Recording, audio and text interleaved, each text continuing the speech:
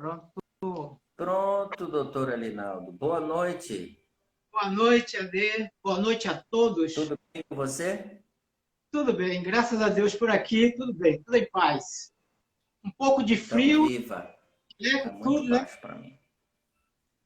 Só um minutinho, Alinaldo. Pois não. Não, aumente ali. Você baixou. Tá melhor agora, Alinaldo? Estou lhe Tá me ouvindo ouvindo bem. bem? Estou lhe ouvindo bem. Agora eu estou lhe ouvindo bem. Tá bom.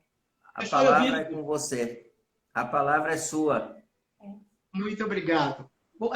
Mais uma vez, boa noite a todos que nos ouvem, que estão presentes aqui mais uma vez nesse trabalho, nesta casa de oração e trabalho. Nós vamos falar a respeito da psicometria, ou mediunidade nos objetos. Para compreendermos bem a respeito da mediunidade nos objetos, a psicometria é um termo científico para que possamos entender a força que contém nos objetos a respeito da sua própria energia. No livro Enigmas da Psicometria, de Ernesto Bolzano, há um caso em que da família... Pode falar. Então, com isso, acontece um fato em que, registrado naquela época, do sumiço de um ente querido que está desaparecido. Este fato acontece na época de Kardec. Há realmente uma preocupação muito grande na família que nós vamos entender a respeito deste fenômeno que se passa à época de Kardec. É quando é chamado um médium na época, a família completamente aflita, para saber do paradeiro deste ente querido. Era muito comum na época de Kardec, médios, possuidores desta faculdade, que nós conhecemos como uma faculdade muito rara, de uma hipersensibilidade muito grande que o médium é dotado. E quando ele chega na residência da família aflita, ele pede um objeto o qual a pessoa sumida, desaparecida, sempre usava, e dá-lhe um relógio. Ele toma nas mãos este relógio, concentra-se e imediatamente ele percebe aonde o rapaz está, o que aconteceu, a rua, o local e o que, na verdade, o vitimou, porque ele já se encontrava morto há uns 2 dias. O objeto transfere para ele a leitura de que ele precisava para dar uma resposta. A polícia técnica da época se mobiliza justamente com a família e vai justamente para o endereço o qual ele dá notas. Todos vão. E lá chegando, encontram justamente o corpo do jovem estirado no chão, que há 2 dias já estava completamente desaparecido. Aí está confirmado justamente o poder do objeto que, saturado das nossas energias, passa a informação ao sensitivo, que também não deixa de ser médio, porque há uma ação, uma interseção do mundo espiritual, e ele faz uma leitura completa, passando imagens, passando cores, passando cheiro, toda uma forma visual que o médium ou sensitivo, portador desta faculdade, percebe. E assim, esse fato foi esclarecido, esse fato foi resumido na obra de Ernesto Bolzano. Exatamente. Então, a questão científica é esta, mas nós podemos entender melhor a respeito da mediunidade nos objetos quando nós passamos a gostar muito dos objetos, a ter devoção por determinados objetos. Quando nós gostamos por demais ao ponto de possuí-lo, não percebendo que nós estamos imantando sobre esses objetos a nossa força mental, o nosso eletromagnetismo.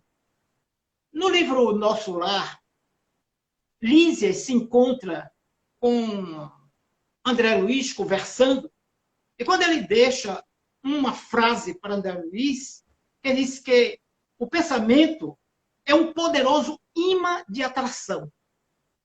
Daí podemos compreender que todos nós, quando gostamos de um objeto, dentro da questão de não sabermos como nos conduzir com ele, passamos a saturar este objeto e nos descontrolamos pelo fascínio e, ao mesmo tempo, nós estamos sendo, sem perceber, escravos ou escravo do mesmo. O doutor Bezerra de Menezes já tinha falado a respeito desse problema, quando ele diz numa frase que é quando os objetos reclamam desapego. Mas eu gosto de antiguidades, eu gosto de colecionar objetos. E quando passo por uma loja de antiguidades, vejo aquilo que me enche os olhos e, no entanto, quero levar para mim. Eu entro na loja, vejo os candelabros maravilhosos, os lustres, os móveis de épocas seculares e resolvo comprar, porque eu gosto desses tipos de objeto. Levo para a minha casa e, com pouco tempo, eu percebo que alguma coisa acontece que eu não entendo porque eu só fiz trazer o objeto que eu estava desejando. Mas só que, através do objeto, eu trouxe alguém comigo. Era justamente o dono do objeto que não esqueceu do objeto, que se atrelou ao objeto e que caminha com o objeto.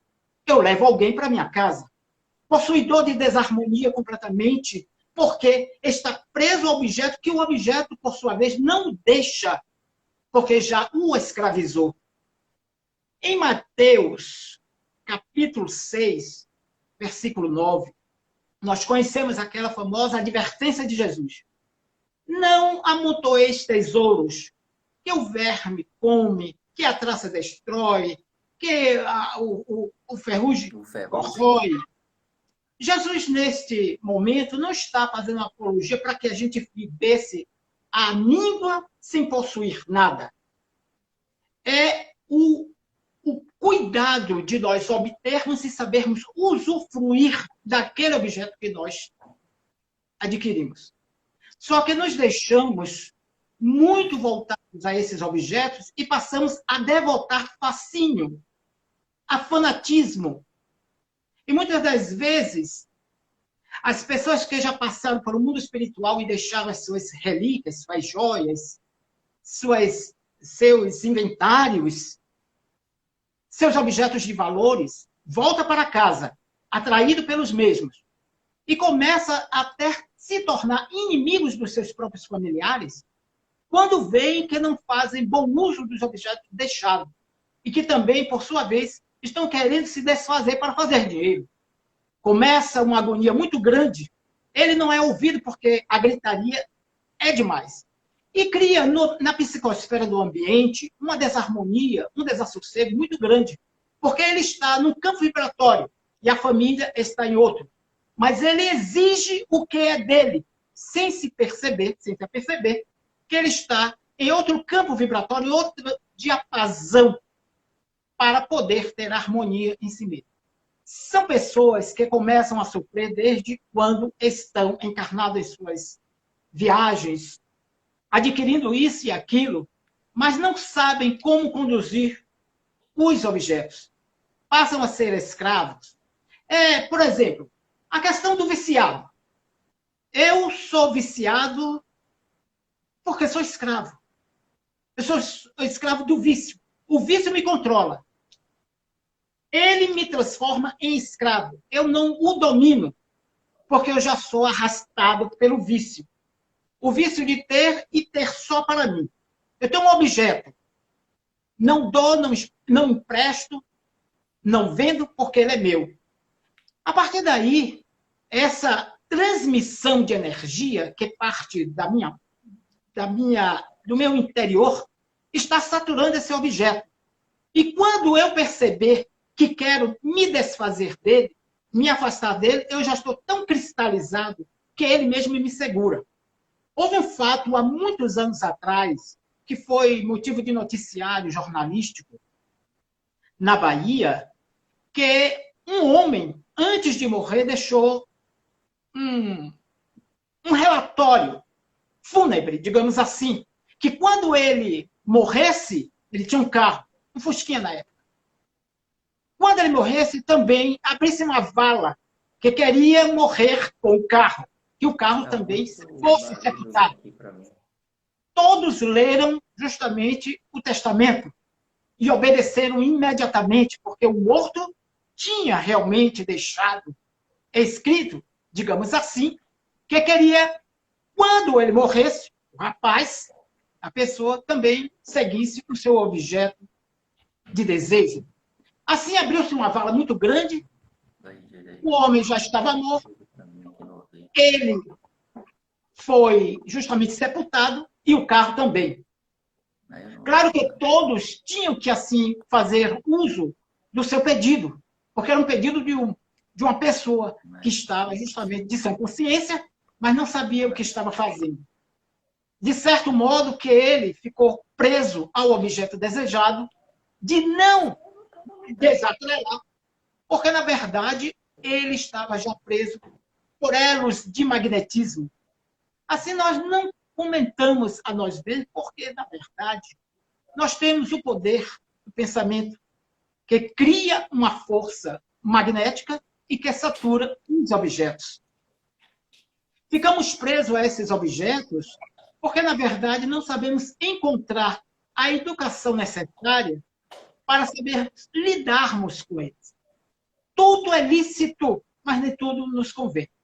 É necessário que a gente possa usar os objetos, tudo que é necessário para uso. É importante usufruirmos, mas não nos tornarmos escravos.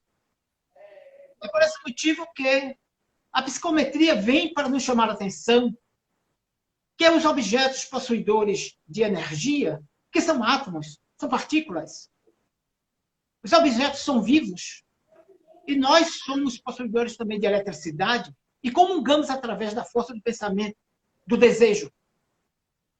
O desejo é aí uma particularidade muito grande, porque vem da vontade.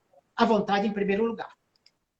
No livro Pensamento e Vida, de Emmanuel, através de Chico Xavier, um livro destituído de beleza, de estética, mas tem uma frase que Emmanuel diz o seguinte, que o pensamento a respeito da vontade. A vontade é um dos principais departamentos do setor psíquico.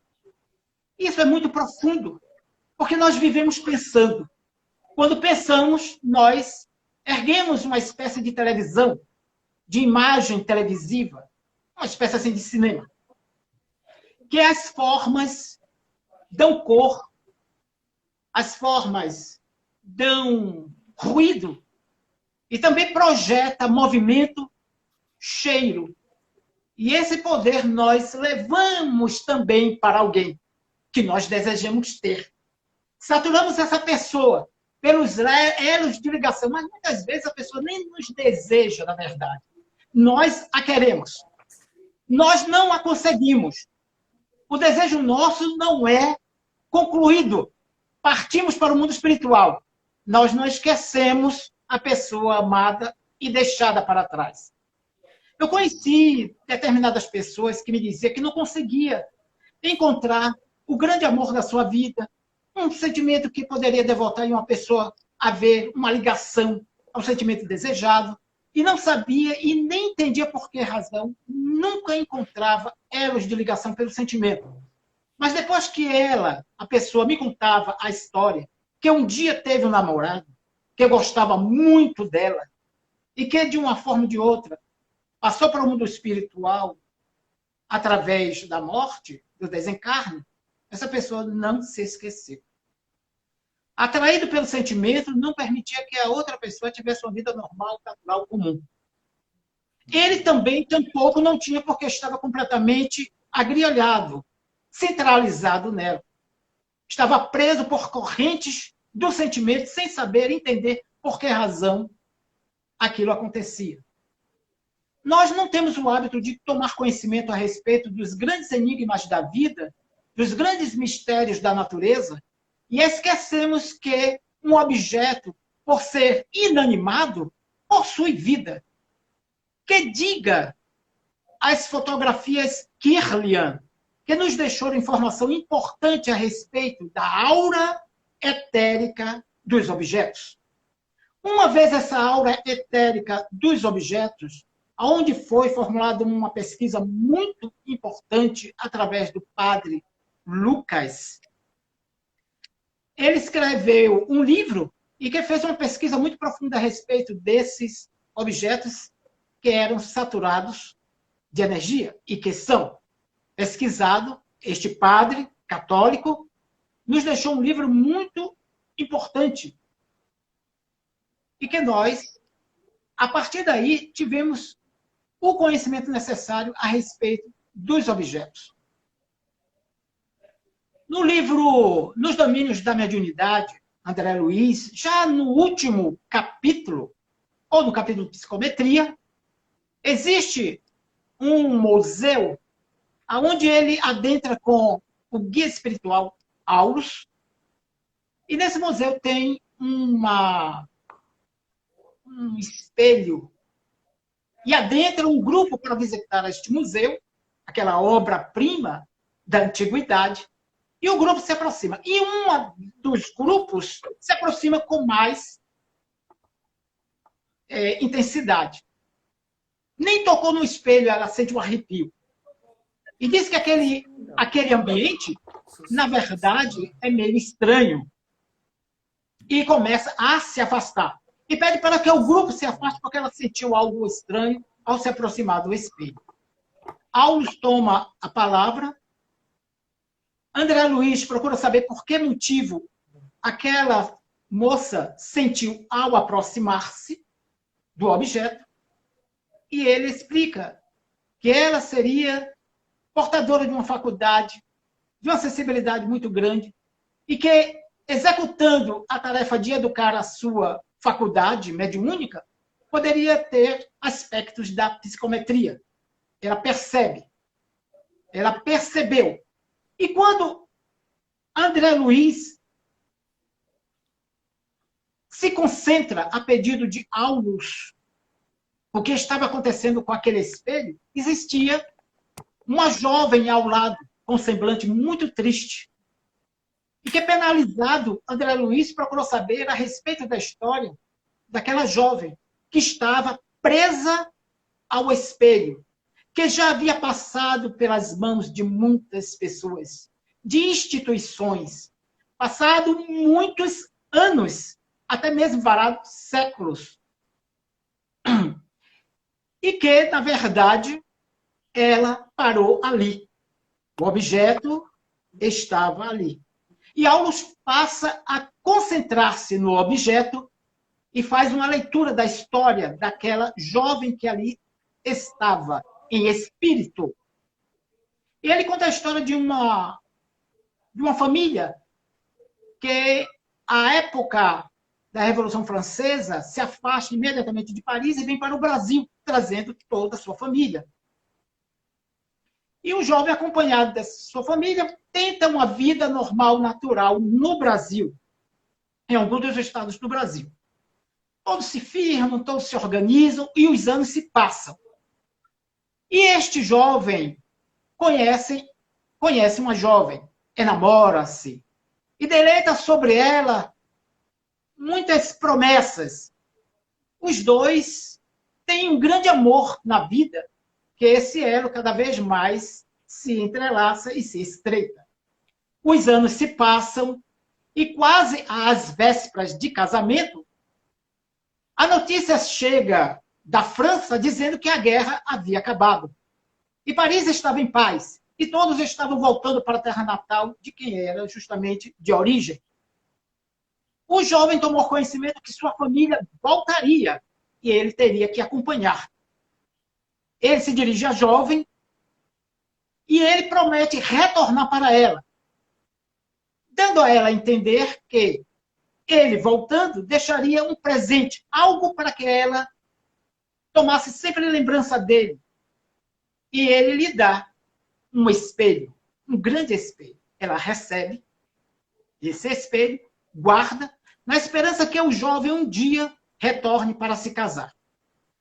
A viagem é feita de retorno para Paris. E todos retornam. E lá, a primeira coisa que o jovem faz é esquecer da promessa deixada no Brasil e começa a ter uma vida de volúpia, uma vida completamente desnorteada, irresponsável. Começa a viver entre jogatinas e vida dissoluta, deixando cada vez mais para trás o seu compromisso, porque os anos se passam. É quando os anos se passam de tal forma que ele esquece completamente. E a dor da moça, no Brasil, se esvai pela tristeza que leva à morte. Quando ela desencarna ao lado do espelho, ela não se afasta. Do lado do espelho, ela não se afasta. Quando ela não se afasta, ela também não se afasta da promessa do seu grande amor. E esse espelho, com o tempo, passando os anos, as épocas, ela caminha com o espelho, agarrada àquela lembrança de que um dia seria feliz. É quando nós vamos entender que ela chegou ao ponto de estar ainda presa naquele museu de objetos antigos. E que mais cedo ou mais tarde, Aulus vai dizer, ela está aí, com o espelho. Mais cedo ou mais tarde, mesmo assim, o jovem haverá de desencarnar e voltará à vida física. E mais cedo ou mais tarde, o destino vai levá-lo a encontrar o espelho, adquirir o espelho, e levará consigo o grande amor que ele vai dar justamente continuidade à sua vida. De promessa que irá cumprir. Porque o desejo já não é mais dele, é da vida. Porque ninguém escapa dos elos que contrai. Os nossos deslizes nunca podem ir de encontro às leis divinas que são irrevogáveis. Por esse motivo, devemos ter muito cuidado a respeito do que nós possuímos e do que queremos possuir. Podemos, sim, usufruir sem o apego necessário, sem o desejo de fazer com que aquele objeto se transforme em verdadeiro verdugo da nossa vida. Vida que irá levar para o mundo espiritual, que a vida continua. Levaremos o objeto no campo psicológico, no campo psíquico, nas teias do nosso psiquismo, que ele ficará completamente vitrificado no nosso campo mental e ficaremos arrastados por eles aonde quer que ele vá. Porque força nenhuma fará com que nós nos afastemos, porque já houve um elo de ligação, como se fosse uma espécie de aliança firmada. São essas pessoas possuidoras de grandes haveres, casas, que ficam para trás, mas que não se afastam das mesmas, melhor dizendo, e com também um histórico literário a respeito das casas mal assombradas, que nós temos conhecimento de livros que talvez muitos achem que seja contos da carochinha, que na verdade não é nada disso. São possuidores que acham que não devem deixar para trás aquilo que possuíram, que derramaram sangue, derramaram suores, mas que, na verdade, ali é meu, ali ninguém toma e nem tampouco habita. Há casos que nós temos conhecimento, algumas pessoas possuem conhecimento, de que naquela residência que faz muito tempo que ninguém habita, vende-se ou aluga-se. Aquelas pessoas que adentram a primeira frente, abre a porta e sente algo diferente. Eu gostei tanto dessa casa. É a casa dos nossos sonhos, não é, meu bem? Pois é, mas infelizmente eu sinto alguma coisa que é estranho, parece que está nos enxotando.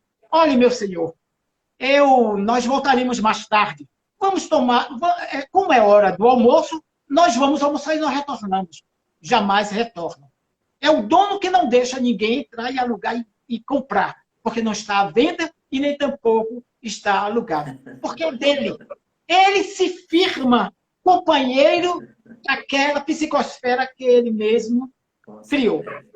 É a cadeira de balanço que ninguém vai sentar nela, porque aquele que deixou a cadeira ainda está sentado. Há casos em que pessoas veem até cadeiras de balanço se movimentarem, sem ter ninguém. Já ouvi casos de médios adentrar determinadas residências antiquíssimas e ver determinados móveis caírem ao mofo e se autodestruírem, se nós poderíamos afirmar dessa forma. E ele via justamente uma senhora completamente descansada. Ah, meu filho, daqui eu não saio não. Minha cadeira nunca vou deixar. Então vive na cadeira das lembranças que ficam para trás, perde a oportunidade de crescer e mais cedo ou mais tarde, como é da lei, tudo se destrói para tudo se renovar, a cadeira vai se destruir. E depois ela não vai ver a cadeira que ela tanto gostaria de se espreguiçar-se.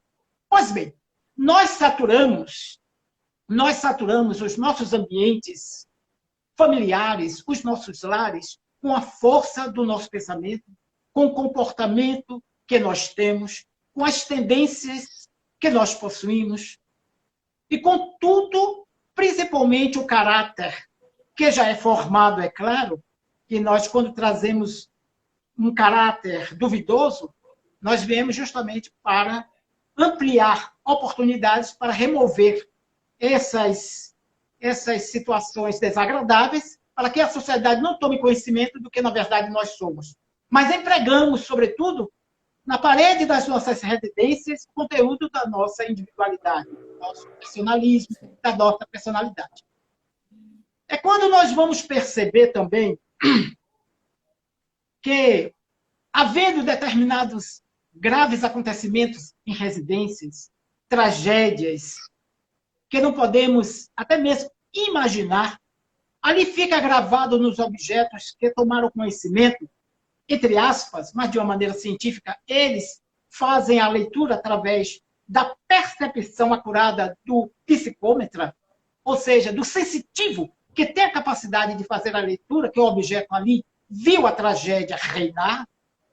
Aí está estabelecida a convivência da criatura humana, do pensamento, da ordem das coisas, em que nada fica perdido. A vontade de ter erguido sobre aquele lar, sobre aquela casa, sobre aquele lugar, ficou impregnado das luzes ou das trevas, da ignorância ou da esperança. Tudo fica impregnado daquilo que nós possuímos de maior valor dentro do nosso próprio universo interior, ou daquilo que nós trouxemos e não queremos mais se desvanecer de nós, porque o meu caráter é esse, eu penso assim, eu sou assim, e quem quiser que goste de mim assim. Pois bem, assim nós vamos devastando vidas e deixando para trás histórias que, na verdade, são centro de forças que estão estabelecidas entre os objetos. As paredes ficam completamente impregnadas dos nossos pensamentos. E quando adentramos a estas casas, a estes lugares, não compreendemos que força psíquica está ali estabelecida. Claro, porque os objetos estão ali impregnados de elementos que nós desconhecemos, mas percebemos. E por esse motivo que determinados médicos, determinadas pessoas percebem em determinados lugares que ali se estabelecem, ou vão para determinados lugares adquirirem determinadas informações, dizem: quando eu entrei aqui, não aguentei, tive que logo sair, porque faltou-me até o ar, a atmosfera normal e salutar. Faltou oxigênio e eu tive que sair, não compreendendo que tudo fica saturado de energias que nós mesmos dilatamos. Alguém chega e se aproxima de você. Ela já traz consigo, no pensamento, porque nós somos o que pensamos. Fulano chegou, parece que estava nos expulsando.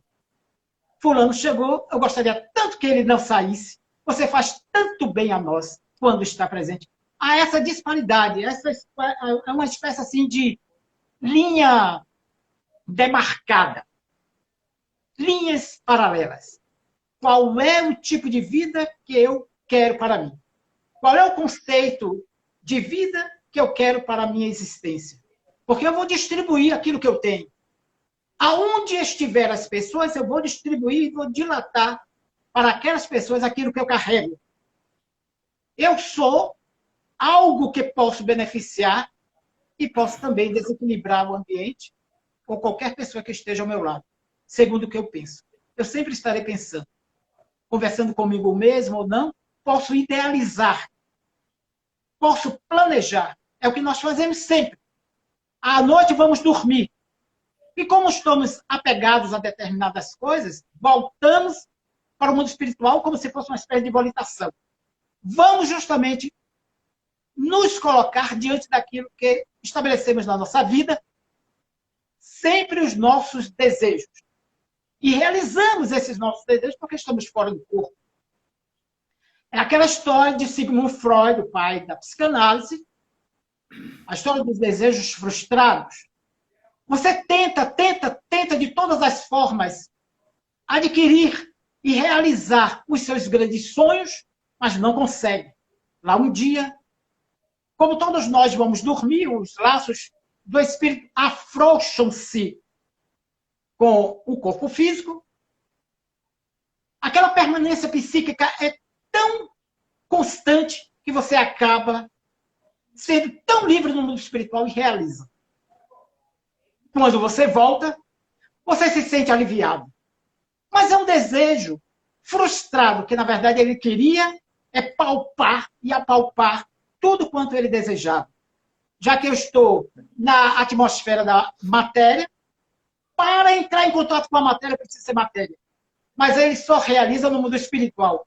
Porque nós temos maior liberdade de pensamento, ao qual estamos ligados a alguma coisa, a um objeto, a uma pessoa, a um desejo, a uma ansiedade, a um ensejo, a uma esperança.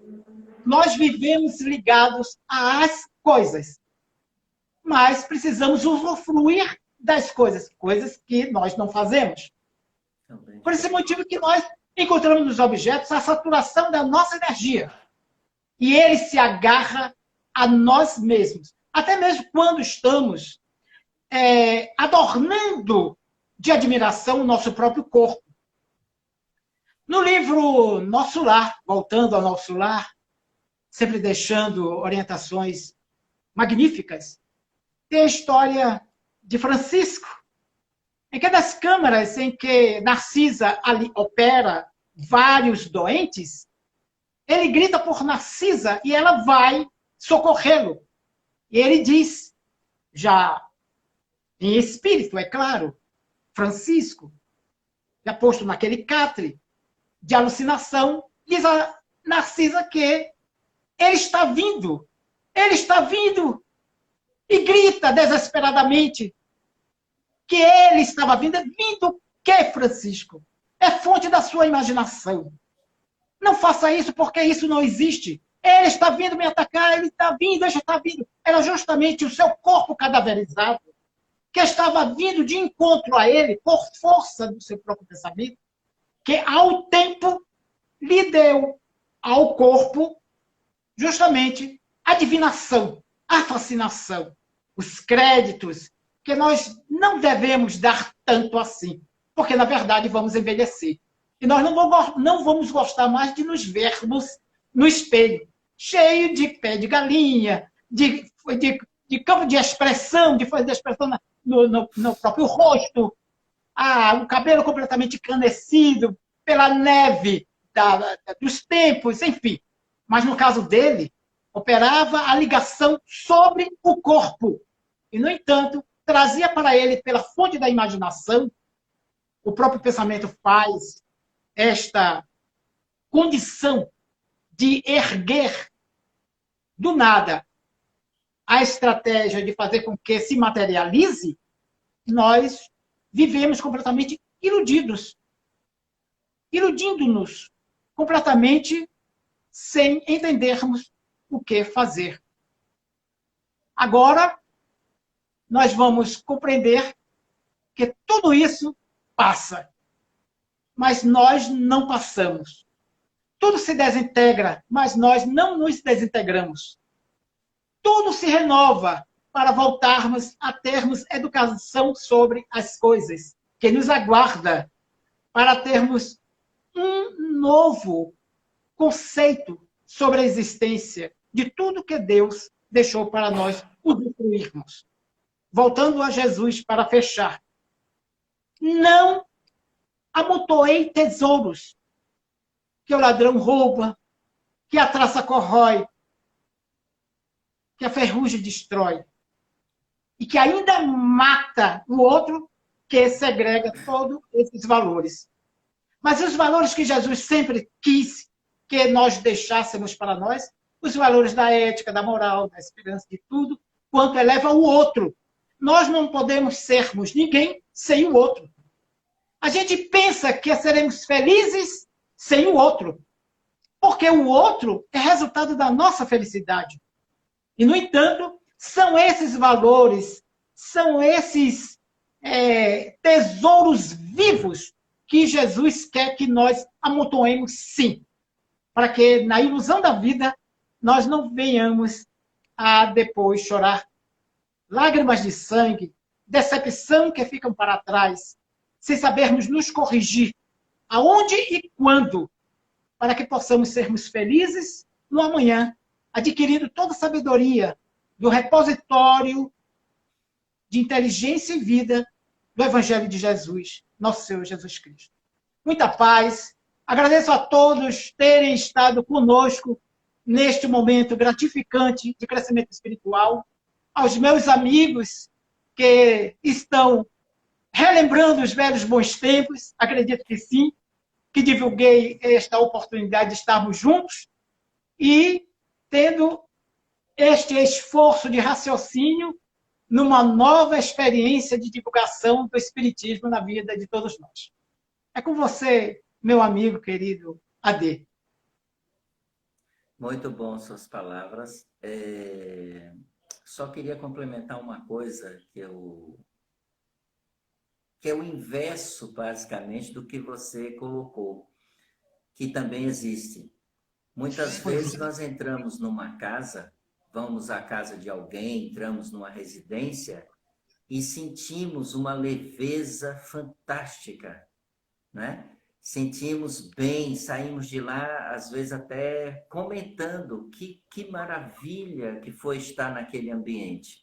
Porque assim como nós impregnamos também com apegos, com uma série de outros pensamentos que não são bons, nós também podemos impregnar com um sentimento de amor, de carinho, de ajudar as pessoas, enfim, aquele sentimento que traz pureza, que em vez de impregnar um ambiente com energias deletérias, estamos impregnando com algo mais etéreo que permite que esse ambiente se torne até perfumado, um ambiente gostoso, onde você entra e sente cheiro de rosas, por exemplo.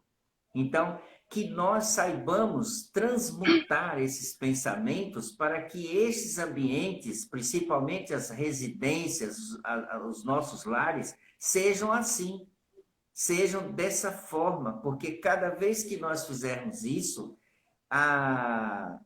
como nós vivemos em sintonia o tempo todo, nós vamos estar também trabalhando para que este bem se faça não só aos que moram ou que residam naquele ambiente, mas a todos que cheguem. Porque muitas vezes a pessoa chega cansado, chega, vamos dizer, com algum sentimento não muito bom e encontra um ambiente desse. O que é que ele vai sair de lá? Saturado de coisas boas. Então, na Exatamente. realidade, ele é tratado automaticamente por este ambiente salutar que ele encontrou. Que nós façamos esse exercício em nossos lares, é isso que Jesus coloca aí, segundo você acabou de dizer. Que quando nós pensamos no bem, quando nós pensamos no amor, quando nós pensamos na caridade, nós estamos por sintonia atraindo espíritos bondosos, amigos e que querem o bem da humanidade. Então esse ambiente fica saturado de energias boas. Os objetos também. Exatamente. Automaticamente, eu não estou apegado ao objeto. Eu vou dizer assim, esse livro é meu, e ainda vou fazer assim, é meu, é meu, é meu. Não, ele não é meu. Ele está comigo. Amanhã ele não estará mais.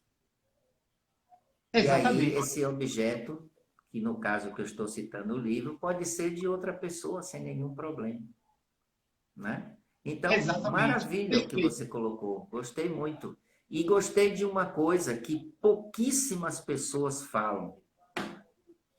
Nós não estamos mais acostumados a ouvir as pessoas falar de Camille Flammarion, de Ernesto Bozano, de Richelieu, etc. Nunca mais, a gente quase não ouve essas palavras, porque o espiritismo virou quase que igrejista. Não é mais um espiritismo de ciência, de busca da verdade através do experimento, sabe? E eu gosto Ah, muito disso, muito. Por isso lhe agradeço pela noite de ah, hoje, foi excelente as ah, suas colocações e trazer este conhecimento de lá de trás, de grandes amigos de Kardec, né? Que eles praticamente o ajudaram a construir a Gênese, porque tem muita coisa ali que foram eminentes mentes da época da sociedade parisiense na área de ciências que deram suas contribuições para que aquele assunto viesse conforme o espírito de verdade queria e exato. desejou e fez, graças a Deus. Tá bom? Verdadeiras inteligências. Não entendi? Verdadeiras inteligências na Sim, época. muito. E inteligências bem acima da sua época, porque escrever em 1857 um assunto como esse, sem a ciência e a tecnologia que temos hoje, é preciso a gente entender de que este conhecimento ele é pré-existente ao nascimento deles, portanto Exato. aprenderam na espiritualidade, não aqui. Então, só isso já é o suficiente para a gente entender que existe vida após a vida, para Exatamente. quem assim pensa, para quem assim medita. Porque eu não posso ter Exatamente. um conhecimento de algo que eu nunca vi. Eu não tenho como falar isso. Eu não vi. Como hoje, a ciência está super desenvolvida, conhecemos genoma, conhecemos tantas coisas, mas não conhecemos nada ainda de uma série de leis divinas que ainda não temos como perceber, porque esse cérebro não é capaz de captar. Então, imagine um espírito vem agora, daqui a 30 anos, por exemplo, estou dando um exemplo, e passa uma informação de algo que está à nossa vista, que está no nosso dia a dia, mas nós não vimos. Nós, que eu estou falando, nós de agora, de 2020, lá para 2054, vem uma informação maravilhosa sobre um desenvolvimento grande da humanidade, mas que de todo sempre, isso sempre existiu. Só que o homem não tinha a capacidade de perceber isso por questões morais, porque talvez usasse de forma errônea o conhecimento. E como Deus é justo, soberanamente bom, ele não ia dar uma ferramenta para que seu filho caísse. Então, tudo no momento certo para o desenvolvimento do indivíduo. Corretíssimo. Corretíssimo. Tá Para certo? ser bem tudo aproveitado. Sem dúvida. Sempre assim. Sempre assim. Tá bom. Eu vou ler aqui 4 nomes que foi pedido para chamar nas orações. Nós temos ainda 5 minutos. Sim. Dá para a gente conversar um pouquinho. E convidar vocês, segunda-feira dia 20, é isso? Segunda-feira? Temos uma palestra legal segunda-feira com Raimunda Gesteira, já está aí no Instagram. Não percam também, uma grande amiga, companheira de ideal, e que vai estar conosco segunda-feira. Eu vou chamar aqui Lúcia Rocha Pereira, Rua Marujos do Brasil, 80, apartamento 504, Nazaré, Salvador, Bahia. Saulo Barreto Bastos, Salvador. Gerval Gonçalves de Farias, UTI do Hospital Português com Covid. Maria Bernadette Valença Souza, pneumonia, Rua 10 de Novembro, 60, Barços Reis, Salvador. Que todos esses irmãos encontrem equilíbrio, paz, que encontre a luz do Mestre Jesus, de Maria de Nazaré, a lhes envolver, lhe trazendo equilíbrio, paz, saúde, lembrando sempre que tudo é segundo o merecimento de cada um. O que aqui construirmos, aqui conseguiremos sem nenhum problema. Tudo depende de nós.